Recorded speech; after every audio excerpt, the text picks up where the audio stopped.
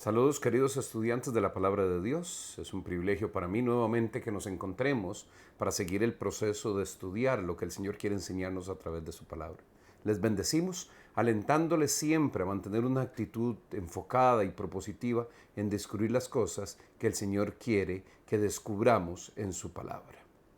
Este es nuestro estudio bíblico de la Iglesia Lifehouse, un esfuerzo que auspicia nuestra comunidad ministerial para compartir con todos ustedes a través de las redes sociales de nuestra iglesia y por supuesto a través de nuestra querida radio Life FM 89.5 el estudio que compartimos con nuestra congregación. Les bendecimos nuevamente alentándoles a que sigan adelante. Gracias a Dios por su palabra y porque podemos seguir estudiando. Hoy nos corresponde, mis queridos estudiantes, el estudio 11 acerca de Tiatira, la iglesia que toleraba el pecado. Este es el título que debemos de establecer para el estudio de la carta a Tiatira. Estamos en la serie Introducción al Apocalipsis y el mensaje a las 7 iglesias, estudio número 11. Y tal vez es bueno, mis queridos estudiantes, que repasemos los títulos que le hemos asignado a las 4 iglesias anteriores para que contextualicemos el de Sardis, que es el que vamos a estudiar hoy. Perdón, Tiatira era el estudio anterior. Es Sardis, la iglesia muerta.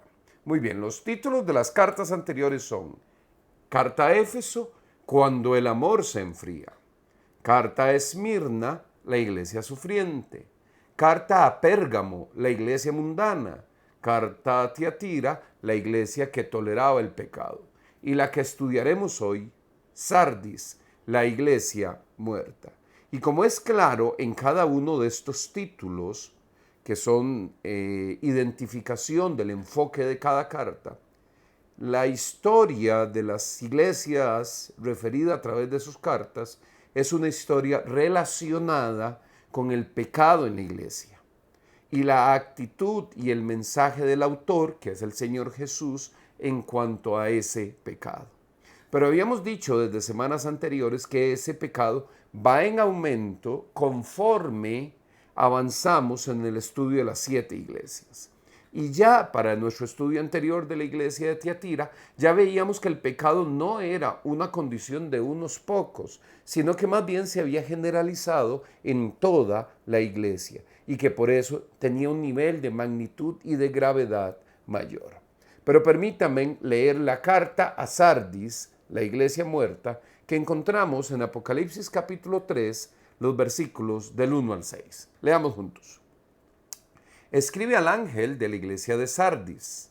Esto dice el que tiene los 7 espíritus de Dios y las 7 estrellas. Conozco tus obras. Tienes fama de estar vivo, pero en realidad estás muerto. Despierta, reaviva lo que aún es rescatable, pues no he encontrado que tus obras sean perfectas delante de mí. Así que recuerda lo que has recibido y oído, obedécelo y arrepiéntete. Si no te mantienes despierto, cuando menos lo esperes, caeré sobre ti como un ladrón.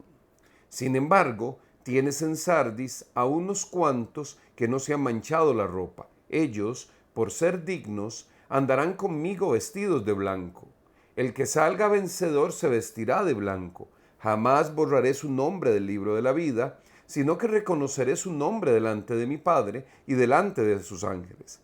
El que tenga oídos, que oiga lo que el Espíritu dice a las iglesias.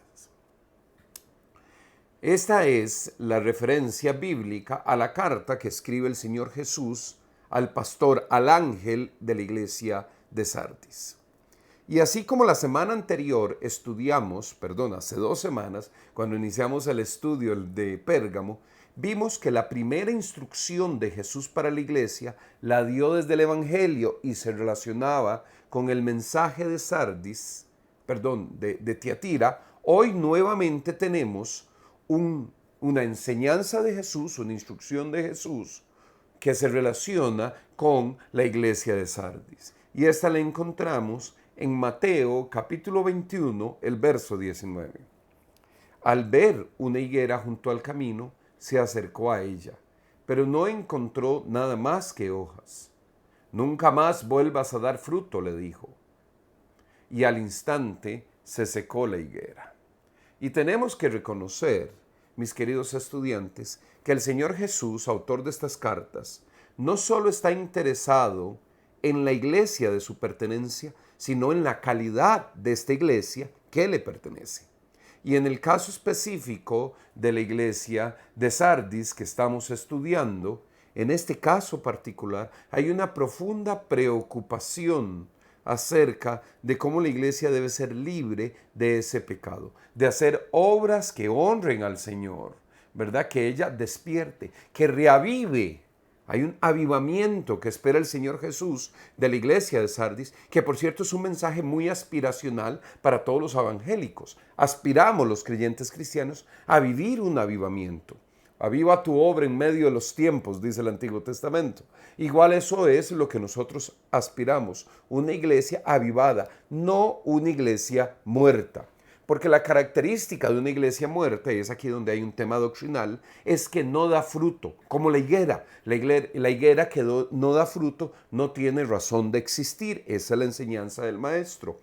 Una iglesia que no da fruto no tiene razón de existir también porque es una iglesia muerta. Pero para la iglesia hay un llamado a reavivarse, ¿verdad? Hay un llamado a ser nuevamente llena del espíritu correcto. Como en todas las cartas que hemos estudiado, vamos a iniciar con el autor, que es el primer elemento de nuestro estudio estructurado de cada una de las cartas. Recuerden, el primero es el autor. En el caso particular de Sardis, el autor tiene la siguiente referencia. Esto dice el que tiene los 7 espíritus de Dios y las 7 estrellas. Eso es lo que nos dice la carta acerca del autor de este mensaje para Sardis. Y recuerden que el autor siempre lo identificamos como el Señor Jesús, pero en cada carta se manifiestan atributos o características de su persona. Y aquí hay una observación muy importante que tomamos del comentario MacArthur del Nuevo Testamento.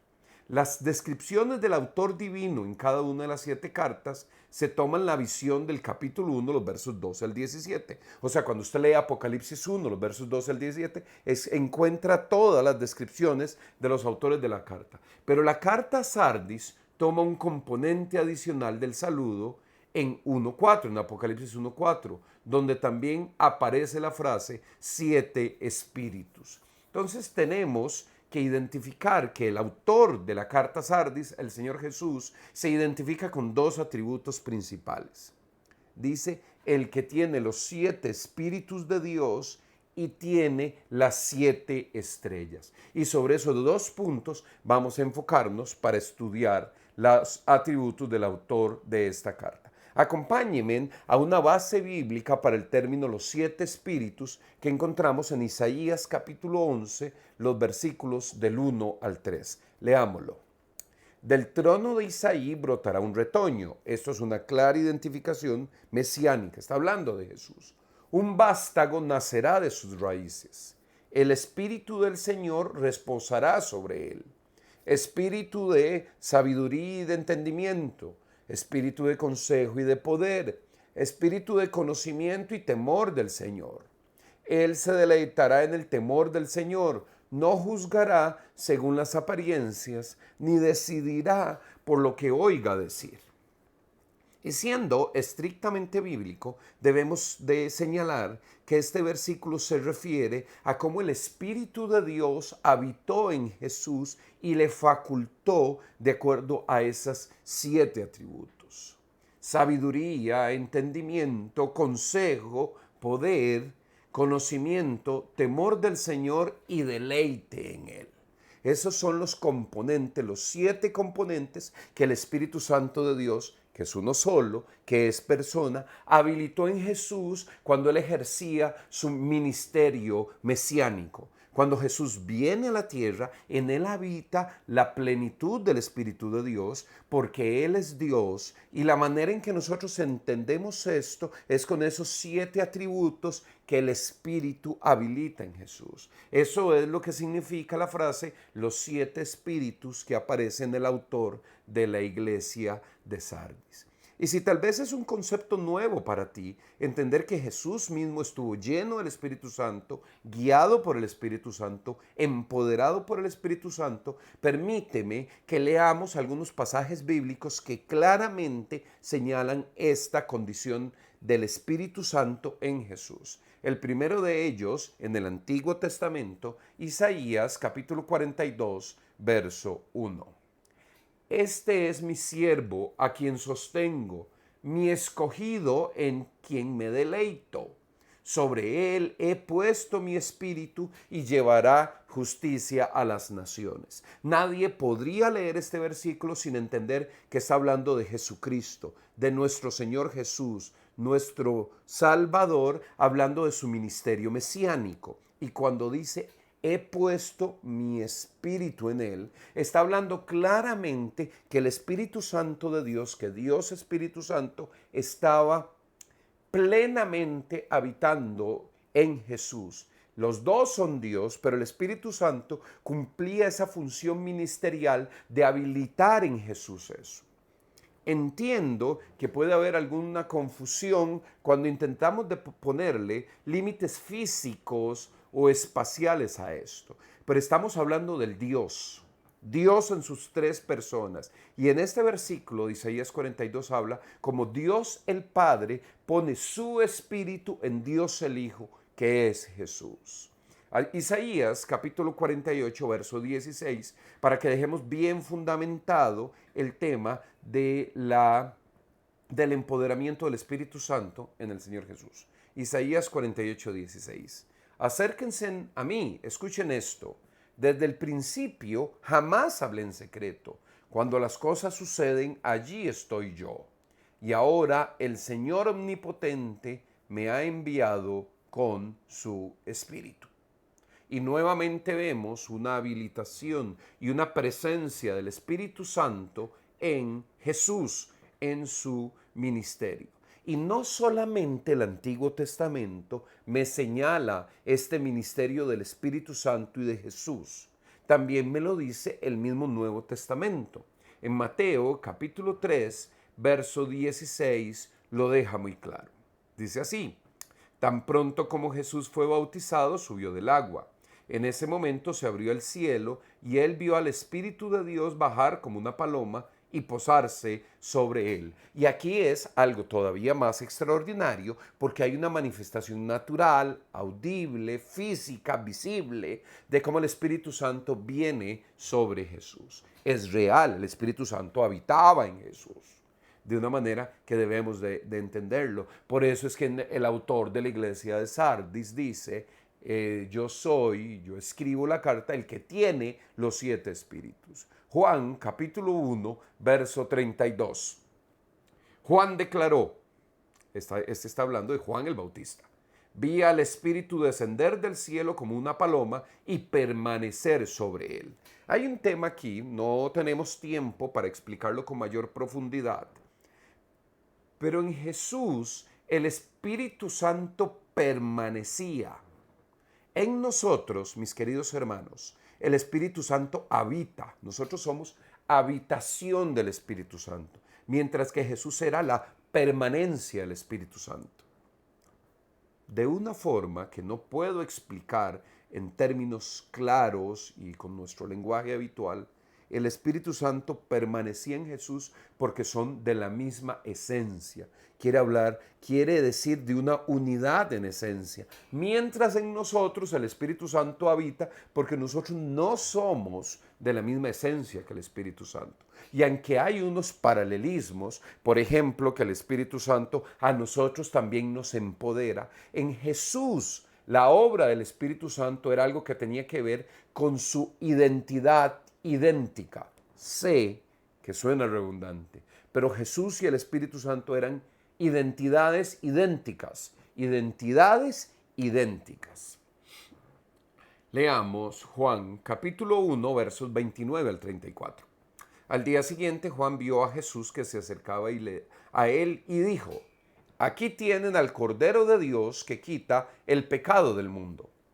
De este hablaba yo cuando dije: después de mí viene un hombre que es superior a mí porque existía antes que yo. Yo ni siquiera lo conocía, pero para que él se revelara al pueblo de Israel, vine bautizando con agua. Aquí Juan el Bautista está hablando de su misión. Versículo 32. Juan declaró, vi al Espíritu descender del cielo como una paloma y permanecer sobre él. El texto que acabamos de leer. Yo mismo no lo conocía, pero el que me envió a bautizar con agua me dijo, aquel sobre quien veas que el Espíritu Santo desciende y permanece, es el que bautiza con el Espíritu Santo. Yo lo he visto y por eso testifico que este es el Hijo de Dios. Y aunque este no es un estudio de cristología acerca de la naturaleza del Señor Jesús, está claro aquí que se habla de la preexistencia de Jesús, de la divinidad de Jesús, de cómo Dios Padre delegó en Jesús la salvación del hombre y sobre todo cómo lo identifica como el ente donde permanece el Espíritu de Dios. Es así, mi querido estudiante. El Espíritu de Dios en sus 7 empoderamientos, permanece en Jesús. Juan capítulo 3, versos 31 y 36. Y perdonen que sea tan enérgico, pero es que es una verdad claramente expuesta por la palabra de Dios. Juan capítulo 3, versículos 31 al 36. El que viene de arriba está por encima de todos. El que es de la tierra es terrenal. Y de lo terrenal habla. El que viene del cielo está por encima de todos. Está hablando de divinidad.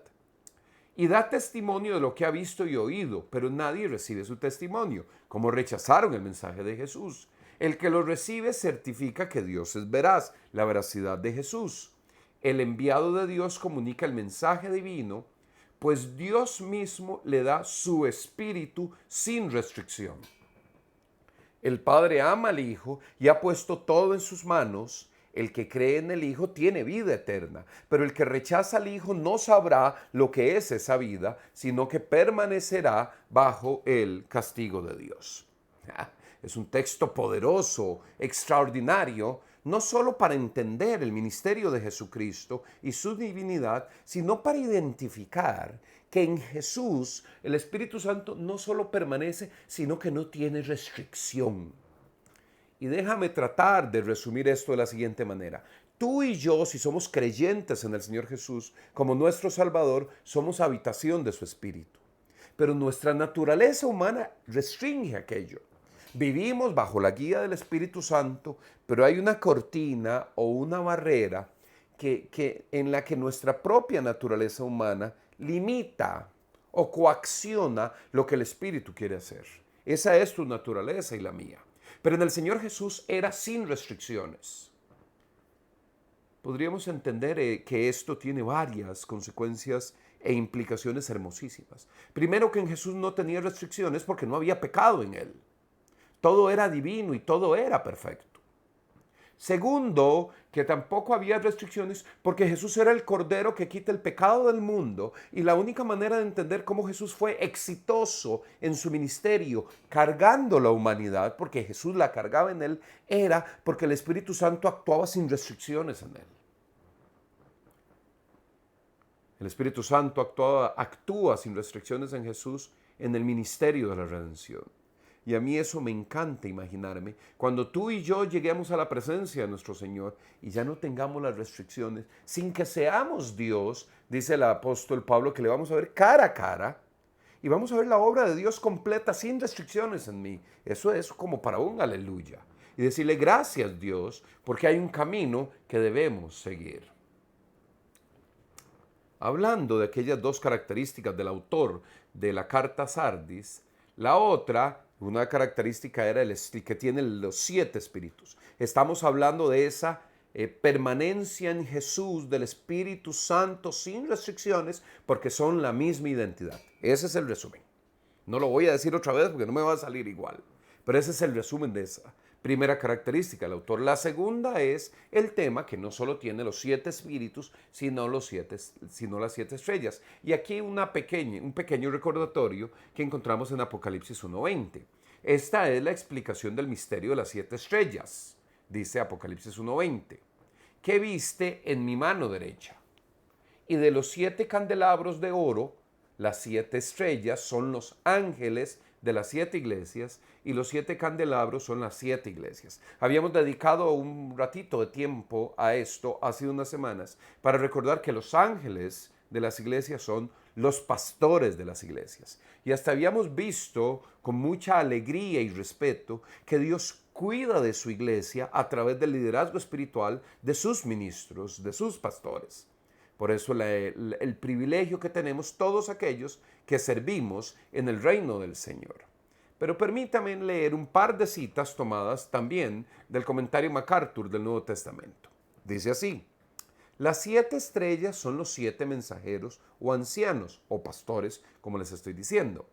Uno de cada una de las 7 iglesias, quienes probablemente, ya estamos hablando del tema histórico, llevaron una copia del libro de Apocalipsis a sus respectivas iglesias. Qué hermoso cómo la editorial trabajó.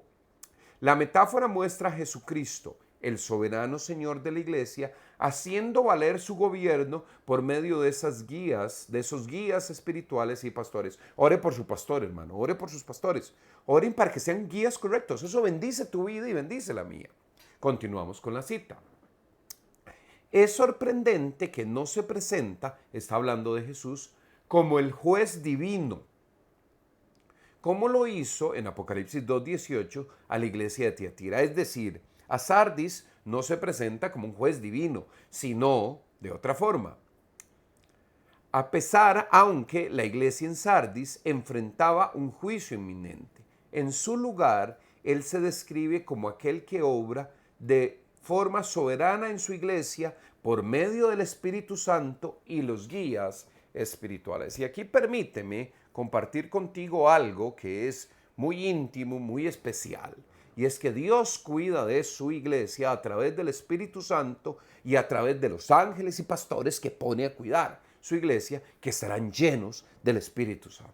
Ese es el gobierno de la iglesia y el cuidado de la iglesia. Y tenemos que entender, y esto lo digo con respeto, pero invitándote a que lo reflexiones, que el gobierno que Dios estableció para su iglesia, el cuidado que Dios estableció para su iglesia, incluye a tu pastor y el mío. Ora por él. Y es el mejor gobierno posible. Déjame correr un poquito porque se me está yendo el tiempo en este primer estudio de la iglesia de Sardis. Un par de referencias acerca de la iglesia. Recuerden, primero estudiamos el autor, después la iglesia, después el reproche. Eso es lo que estudiaremos hoy. La iglesia. Hay una referencia en Hechos 19:10 que la hemos usado con otras iglesias. Dice así: esto continuó por espacio de 2 años, de modo que todos los judíos y los griegos que vivían en la provincia de Asia llegaron a escuchar la palabra del Señor. Hablando del ministerio de Pablo. Seguramente en el ministerio de Pablo tuvo que ver con la fundación a través de él y su ministerio de discipulado de todas estas iglesias. Otra cita del comentario. La persona más importante de la iglesia de Sardis que conoce su historia es Melitón. Fue un apologista, alguien que escribió en defensa del cristianismo, que sirvió como obispo de Sardis a fines del segundo siglo, allá por el 180 después de Cristo. También escribió el primero de los comentarios de Apocalipsis. Vea qué interesante, habría que leer el de Melitón para poder estudiar estos temas. Escribió el primero de los comentarios de Apocalipsis que se conocen. La carta, este escrito de Melitón, no habla de persecución. Y aquí hay una reflexión. ¿Por qué se molestaría Satanás con perseguir a una iglesia que está muerta? Falsas doctrinas no habla de falsos maestros o de ninguna forma de vida corrupta. Y esto es, en lugar de señalarlo como un tema de alegría o que nos conforte, es una preocupación porque una iglesia que no da fruto, que está muerta, ¿por qué se molestaría Satanás en atacarla? Vamos al reproche que aparece también en la carta a Sardis. Ya vimos el autor, vimos la iglesia, ahora vamos por el reproche. Dice así: esto dice el que tiene los 7 espíritus de Dios y las 7 estrellas. Ya hablamos de eso, las características del autor, de Jesús. Conozco tus obras. Tienes fama de estar vivo, pero en realidad estás muerto. O sea, no estás vivo. Es una fama, pero no es cierto. Pero en realidad estás muerto. No he encontrado que tus obras sean perfectas delante de mi Dios. Tal vez permíteme dedicar estos últimos minutos del estudio bíblico a reflexionar sobre la muerte espiritual, la muerte que vivía la iglesia de Sardis. Efesios capítulo 2, verso 1. En otro tiempo ustedes estaban muertos en sus transgresiones y pecados. Esto es lo que dice Efesios 2.1. La muerte espiritual tiene que ver con el dominio que el pecado ejerce sobre la vida de las personas y su imposibilidad de hacer lo correcto delante de Dios. Siguiente pasaje, Lucas capítulo 15, verso 24. Porque este hijo mío estaba muerto. Este es un versículo de la parábola del hijo pródigo. Pero ahora ha vuelto a la vida. Se había perdido, pero ya le hemos encontrado. Así que empezaron a hacer fiesta. Muy bien, aquí también habla del paso de muerte a vida y en nuestro próximo estudio de Sardis vamos a ver que la invitación del autor es revive. Aquí, ¿qué significa revive? Es volver de la vida pecaminosa, reencontrarnos con el Padre y alcanzar la libertad que Él planeó. Colosenses capítulo 2, verso 13. Antes de recibir esa circuncisión, ustedes estaban muertos en sus pecados. Aquí hago un paréntesis importante. No quiero que acusen a este servidor de enseñar la validez de la circuncisión. Está hablando de la espiritual, no de la física. No hay que circuncidarse físicamente a menos que su doctor lo recomiende, hermano, ¿verdad? Antes de recibir esa circuncisión, ustedes estaban muertos en sus pecados. Sin embargo, Dios nos dio vida en unión con Cristo al perdonarnos todos los pecados. Y nuevamente estamos viendo que la vida, es decir, lo contrario, estar muerto espiritualmente, la vida se alcanza cuando somos perdonados de nuestros pecados a través de la gracia salvadora de nuestro Señor Jesús. Y le damos gloria a Dios por eso. Un último versículo para cerrar nuestro estudio de esta semana. Primera de Juan, capítulo 3, verso 14. Nosotros sabemos, lo sabemos, eso hay que subrayarlo. Nosotros sabemos, lo sabemos, que hemos pasado de muerte a la vida, de la muerte a la vida, porque amamos a nuestros hermanos. El que no ama permanece en la muerte. Y termino con una reflexión acerca de que tú y yo debemos de ser honestos al hablar de nuestra vida espiritual. Y entender que la vida espiritual tiene que ver con ser libre del poder del pecado, que eso es un don que alcanzamos a través del Espíritu Santo. Si tú vives preso de tus pecados, no puedes decir que estás vivo y no puedes decir que alcanzas libertad. Muchas gracias, mis queridos estudiantes de la palabra. Para el pastor Joaquín Ugarte ha sido un privilegio atenderte. Y recuerda que tenemos un correo electrónico disponible para que te puedas comunicar con nosotros. Reporta tu sintonía, por favor. Eso nos bendice.